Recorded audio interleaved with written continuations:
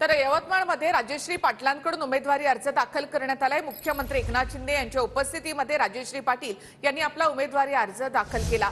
यवतमाळ वाशीमध्ये राजश्री पाटील या महायुतीच्या उमेदवार असतील। अमरावतीमधून नवनीत राणांकडून उमेदवारी अर्ज दाखल करण्यात आलेला आहे।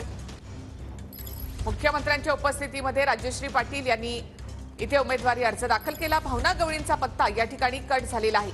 तर अमरावतीमधून नवनीत राणा यांनी आपला उमेदवारी अर्ज दाखल केला। मोठं शक्ती प्रदर्शन करत नवनीत राणांनी अमरावतीमध्ये आपला उमेदवारी अर्ज दाखल केला।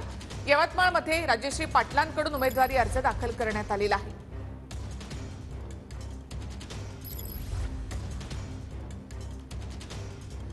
यवतमाळ वाशिममध्ये राजश्री पाटील या आता महायुतीच्या उमेदवार असतील।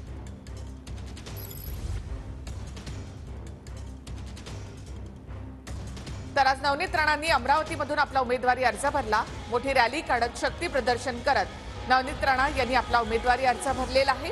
तर यवतमाळमध्ये राजश्री पाटील यांनी आपला उमेदवारी अर्ज भरला। त्यावेळेला मुख्यमंत्री एकनाथ शिंदे देखील उपस्थित होते। हेमंत पाटील यांची हिंगोलीमधून उमेदवारी रद्द झाल्यानंतर त्यांच्या पत्नी राजश्री पाटील यांना यवतमाळमधून उमेदवारी देण्यात आली आहे। तर नांदेडमधून प्रताप पाटील चिखलीकर यांनी आपला उमेदवारी अर्ज दाखल केला। अर्ज दाखल करण्यापूर्वी त्यांनी देखील रॅली काढत मोठं शक्ती प्रदर्शन केलेलं आहे। तीनही उमेदवारांनी मोठी रॅली काढत शक्ती प्रदर्शन करत आपली ताकद दाखवण्याचा प्रयत्न केलाय।